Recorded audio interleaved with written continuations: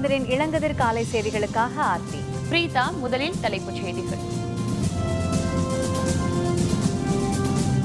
அரவக்குறிச்சி தொகுதியில் தேர்தல் ஒத்திவைப்பு. 23ஆம் தேதி வாக்குப்பதிவு, 25இல் வாக்கு எண்ணிக்கை. தமிழக சட்டப்பேரவை தேர்தலில் நாளை வாக்குப்பதிவு. முனைப்பான பாதுகாப்பு ஏற்பாடுகள்.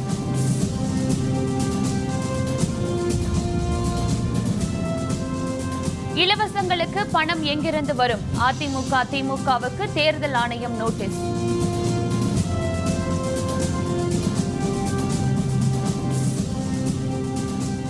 தமிழகத்தில் நாளை மழைக்கு வாய்ப்பு. வானிலை ஆய்வு மையம் தகவல்.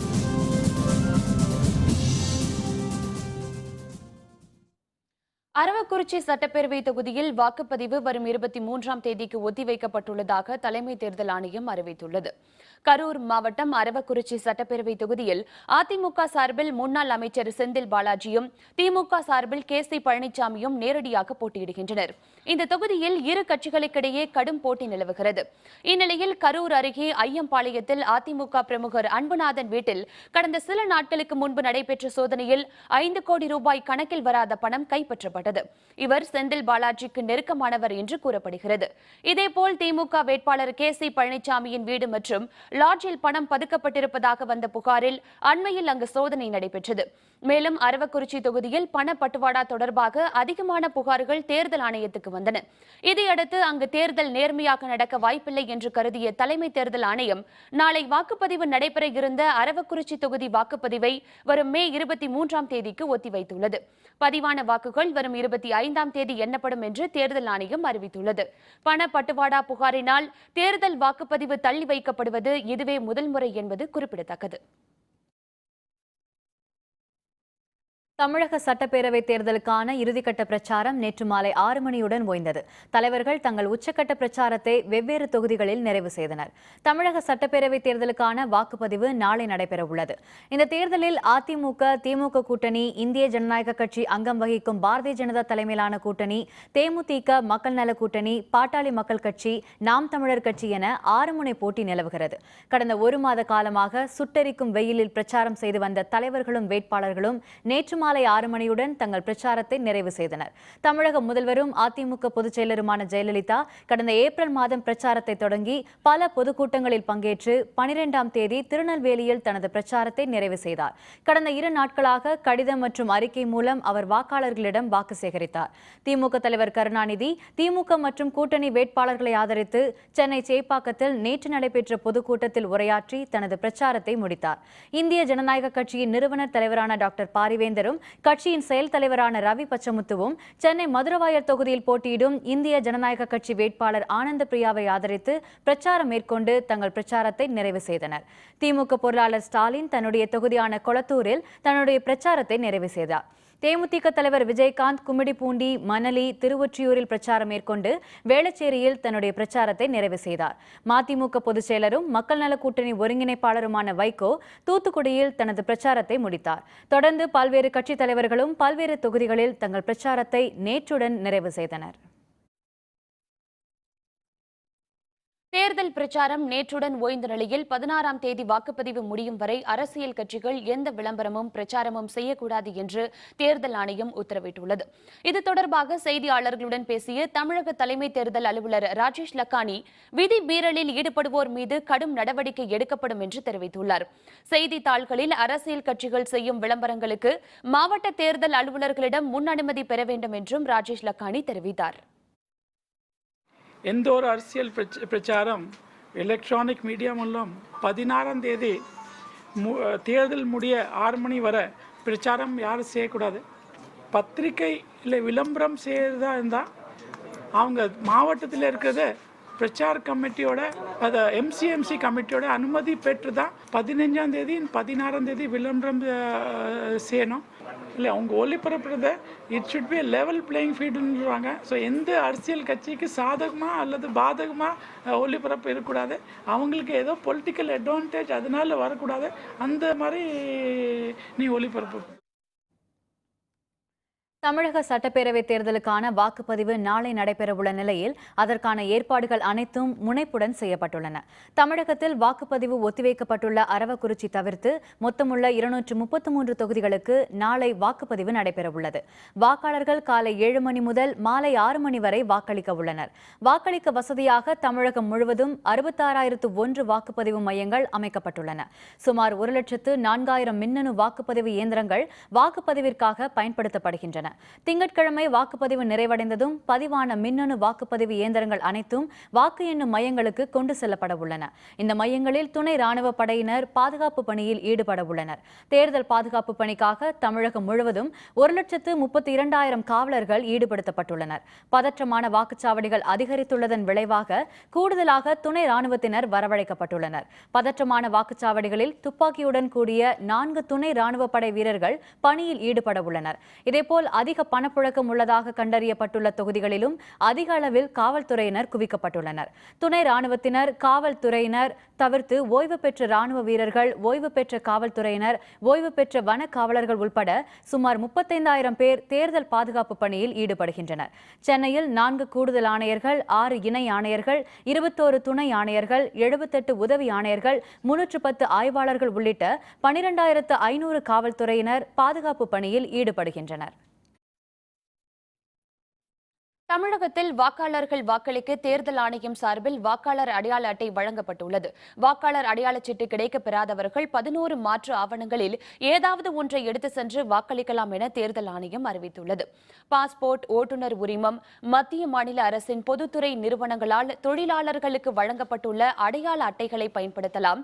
புகைப்படத்துடன் கூடிய வங்கி அல்லது அஞ்சலக கணக்கு புத்தகங்களையும் கொண்டு செல்லலாம்.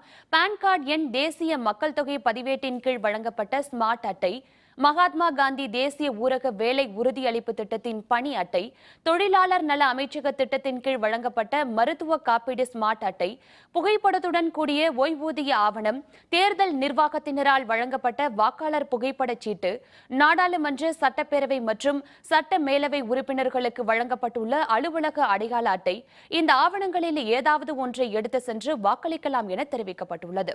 மாற்று ஆவணங்களில் ஆதார் அட்டை இடம்பெறவில்லை என்பது குறிப்பிடத்தக்கது.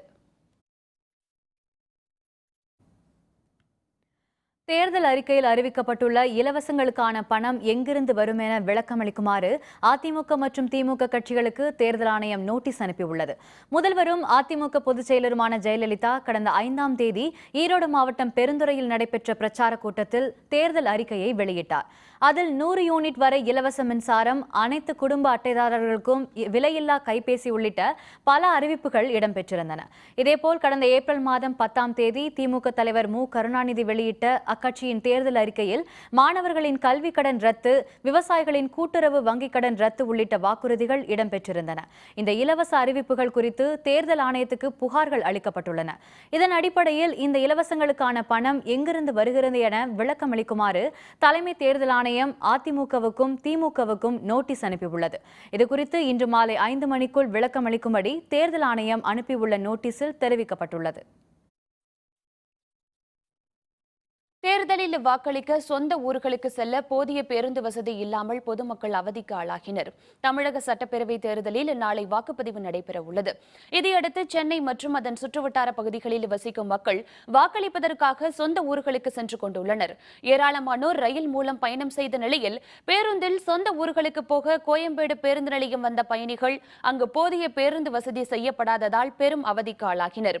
பேருந்துகளில் கூட்டம் நிரம்பி வழிந்த நிலையில் வாக்களிக்க செல்ல வேண்டும் என்ற கடமையை நிறைவேற்ற சொந்த ஊர்களுக்கு போவதாக காத்திருந்த பயணிகள் குறிப்பிட்டனர். பார்த்தீங்கன்னா எலெக்ஷனுங்கிறனால எல்லாருமே ஊருக்கு போவாங்க இந்த டைமில். அதனால் புக் பண்ணியும் நிறைய பேருக்கு கிடைக்கல. அப்போ ஆன்லைன்லேயே ட்ரை பண்ணி பார்த்தோம், கிடைக்கல. இப்போ நேரில் கிடைக்குமான்னு பார்க்குறோம், பஸ் இது வரைக்கும் கிடைக்கல, பார்க்குறோம், ட்ரை பண்ணோம். சட்டமன்ற தேர்தலுக்கு ஓட்டு போட போகிறேன். என் ஊர் கரூர். 3 டேஸ் லீவ் விட்டுருக்காங்க, அதுக்காக போட போகிறேன். இதான் ஃபர்ஸ்ட் டைம். ரொம்ப க்ரௌடாக தான் இருக்குது. அந்த ஓட்டு போட வேண்டியது நம்ம உரிமை இல்லையா, ஸோ போய் ஆகணும், அதனால் போகிறோம். தமிழகத்தைப் போல கேரளத்தில் உள்ள 140 சட்டப்பேரவை தொகுதிகளுக்கும் புதுச்சேரியில் உள்ள 30 சட்டப்பேரவை தொகுதிகளுக்கும் வாக்குப்பதிவு நடைபெறவுள்ளது. கேரளத்தில் மொத்தம் 140 தொகுதிகளுக்கு நடைபெறும் தேர்தலில் இடதுசாரி ஜனநாயக முன்னணியின் முக்கிய முகமாக VS அச்சுதானந்தன் முன்னிறுத்தப்பட்டுள்ளார். ஆளும் காங்கிரஸ் கூட்டணி தரப்பில் முதல்வர் உம்மன் சாண்டி, உள்துறை அமைச்சர் ரமேஷ் சென்னிதலா ஆகியோர் முக்கிய அங்கம் வகிக்கிறார்கள். புதுச்சேரியில் முன் எப்போதும் இல்லாத வகையில் 6 முனை போட்டி நிலவினாலும் காங்கிரஸ் திமுக கூட்டணி, அதிமுக, NR காங்கிரஸ் இடையேதான் கடும் போட்டி நிலவுகிறது. ஆந்திரத்தில் கட்டுமானத்தில் இருந்த அடுக்குமாடி கட்டடம் ஒன்று இடிந்து விழுந்த விபத்தில் 7 பேர் பலியாகினர். பலர் படுகாயமடைந்தனர். ஆந்திர மாநிலம் குண்டூரில் உள்ள லட்சுமிபுரம் பகுதியில் அடுக்குமாடி கட்டடம் கட்டும் பணி நடைபெற்று வந்தது. பணியை ஒட்டி பள்ளம் தோண்டிக் கொண்டிருந்த பொழுது திடீரென மண் சரிந்து விழுந்ததில் அடுக்குமாடி கட்டடம் இடிந்தது. அதில் ஒருவர் இடிபாடுகளுக்கிடையே சிக்கினார். அவரை காப்பாற்ற அருகில் இருந்த தொழிலாளிகள் முயற்சித்தனர். அவர்களும் இடிபாடுகளில் சிக்கிக் கொண்டனர். விபத்தில் 7 பேர் உயிரிழந்தனர். இடிபாடுகளுக்கிடையில் மேலும் சிலர் சிக்கியிருப்பதாக தெரிகிறது. தகவல் அறிந்து வந்த தேசிய பேரிடர் மேலாண்மை குழுவினர் மீட்பு பணியில் ஈடுபட்டனர். இடிபாடுகளில் பலர் சிக்கி உள்ளதால் பலி எண்ணிக்கை அதிகரிக்கக்கூடும் என அஞ்சப்படுகிறது. இந்த விபத்து குறித்து குண்டூர் காவல்துறையினர் வழக்கு பதிவு செய்து விசாரணை நடத்தி வருகின்றனர்.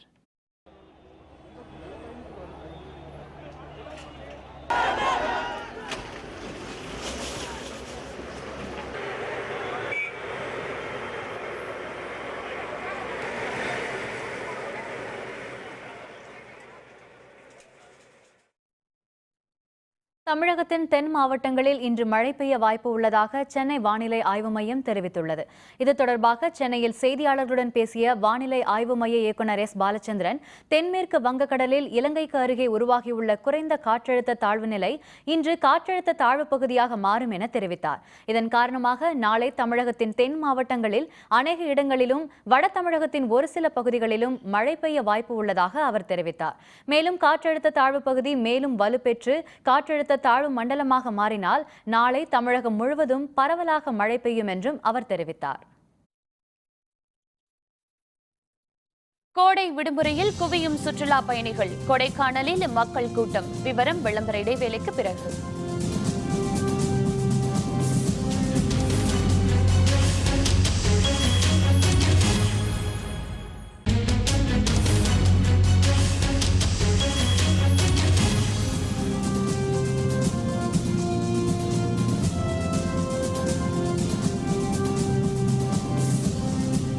செய்திகள் தொடர்கின்றன.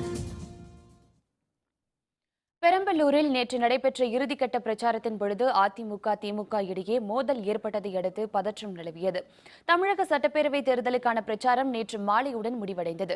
பெரம்பலூரில் இறுதிக்கட்ட பிரச்சாரத்தின் பொழுது பழைய பேருந்து நிலையத்தில் அதிமுகவினரும் திமுகவினரும் எதிரே வந்த நிலையில் இரு தரப்புக்கும் வாய் தகராறும் மோதலும் ஏற்பட்டது. இதையடுத்து இரு தரப்பினரும் கற்கள், செருப்பு, பாட்டில்களால் ஒருவரை ஒருவர் தாக்கிக் கொண்டனர். இதனால் அந்த இடம் போர்க்களம் போல காட்சியளித்தது. தகவல் அறிந்து சம்பவ இடத்துக்கு வந்த காவல்துறையினர் தடியடி நடத்தி கூட்டத்தை கலைத்தனர்.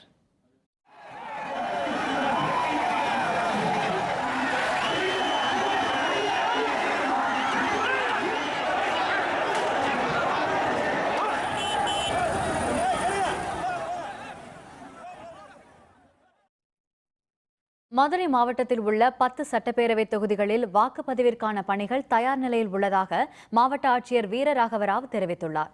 செய்தியாளர்களுடன் பேசிய வீரராகவராவ், தேர்தல் ஏற்பாடுகள் குறித்து விவரிக்கையில், வாக்காளர் அடையாள சீட்டு கிடைக்கப் பெறாதவர்கள் 1950 என்ற எண்ணிற்கு தனது வாக்காளர் அடையாள அட்டை எண்ணை குறுஞ்செய்தி அனுப்பினால் அதை வைத்து கிடைக்கும் விவரங்களை வைத்தும் வாக்குச்சாவடி விவரங்களை அறிந்து வாக்களிக்கலாம் என தெரிவித்தார். நம்ம மதுரை மாவட்டத்தில் 10 சட்டமன்ற தொகுதிகளுக்காக ஃப்ரீ அண்ட் ஃபேராக நடத்துறதுக்காக அனைத்து ஏற்பாடுகள் மாவட்ட தேர்தல் அலுவலகம் மூலியமாக பண்ணப்பட்டுள்ளது. மாவட்டத்தில் மொத்தம் 13,234 போலிங் பர்சனல் நம்ம போல் ப்ராசஸில் ஈடுபடுகிறார்கள்.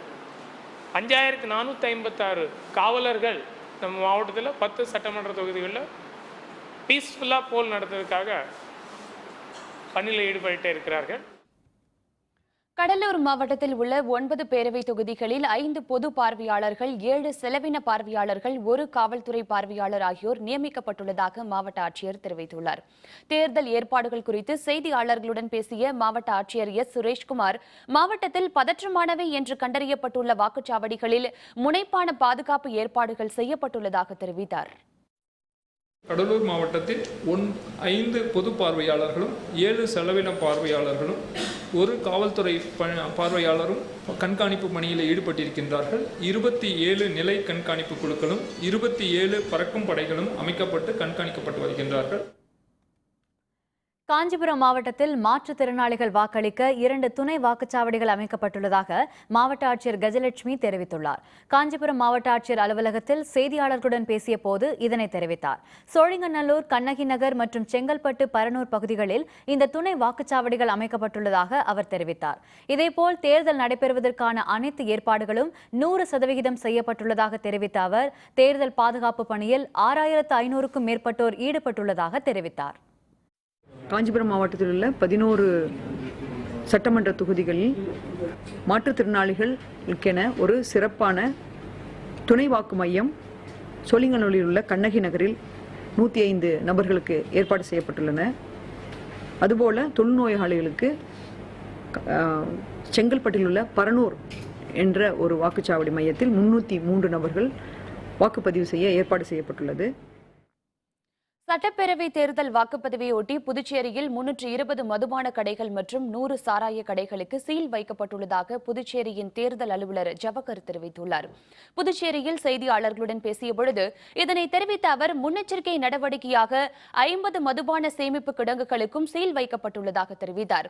மாற்றுத்திறனாளிகள் வாக்களிக்க வருவதற்கு வசதியாக 250 சக்கர நாற்காலிகள் தயார் நிலையில் உள்ளதாக அவர் தெரிவித்துள்ளார். 320 பார் 100 அராக் ஷாப் எல்லாத்தையும் வந்து எக்ஸைஸ் அஃபீஷியல்ஸ் முன்னிலையில் சீல் பண்ணிட்டாங்க.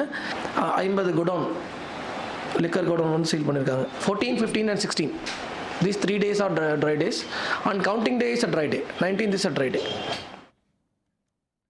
பறவை காய்ச்சல் நோயின் எதிரொலியாக கோயம்புத்தூர் வழியாக தமிழகம் வரும் வாகனங்களில் கால்நடைத்துறை மருத்துவர்கள் கிருமி நாசினி மருந்து தெளித்து வருகின்றனர்.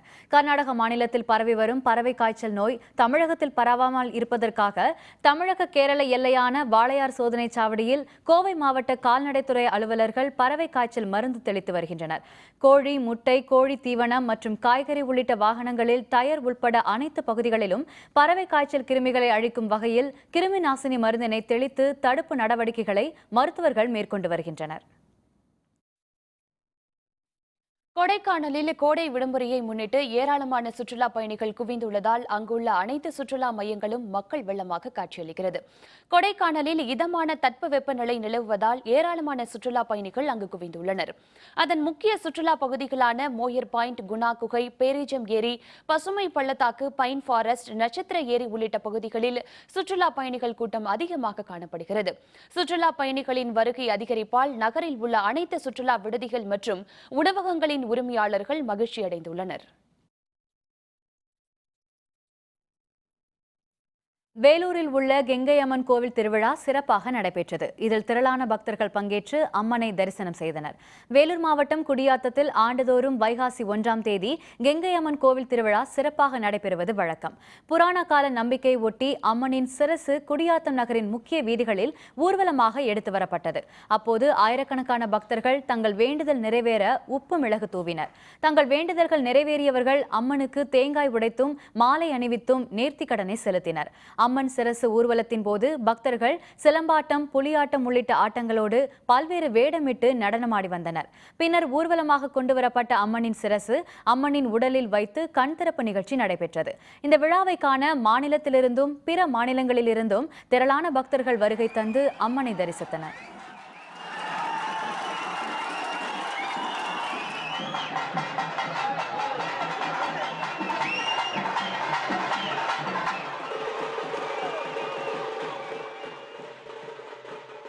வந்தாவே எல்லாமே நல்லபடியாக நடக்குது. பாதி காலத்துலேருந்து ஐதீகம். அதனால எந்த ஊர்காரர்களாக இருந்தாலும் எந்த மாநிலத்திலும் எல்லாரும் இங்கே வருவாங்க. பல லட்சக்கணக்கான மக்கள் வந்து இங்கே கொண்டு கூடி நல்ல சும்மா தரிசனம் பண்ணிட்டு போவாங்க. ஐபிஎல் கிரிக்கெட் போட்டி கொல்கத்தா அணி வெற்றி. விவரம் விளம்பர இடைவேளைக்கு பிறகு.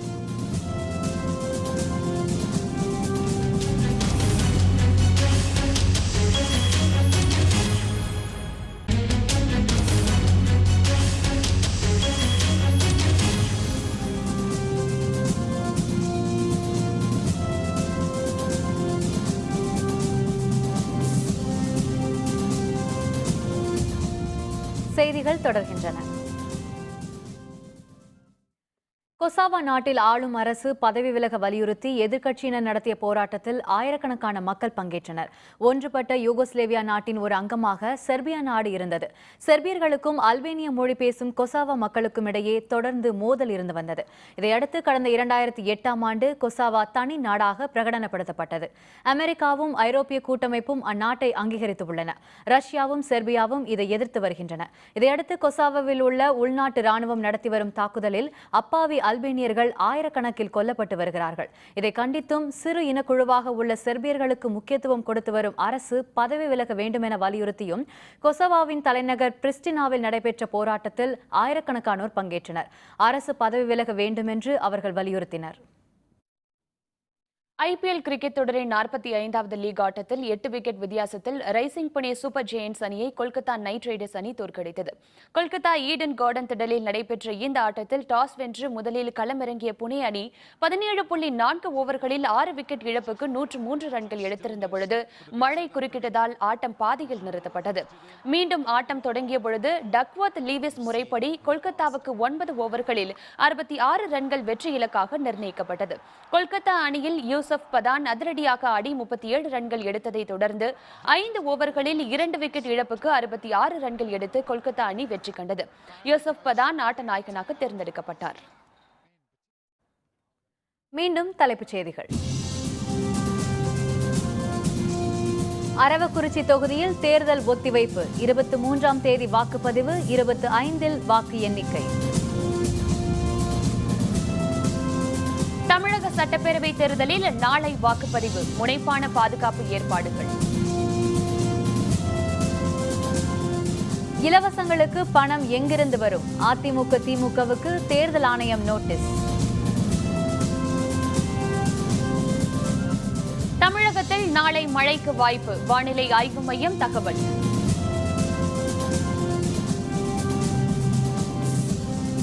இத்துடன் வேந்தரின் இளங்கதிர் காலை செய்திகள் நிறைவடைந்தன. மீண்டும் பகல் 1:30 மணிக்கு உச்சிவேளை பகல் செய்திகளில் சந்திப்போம். வணக்கம்.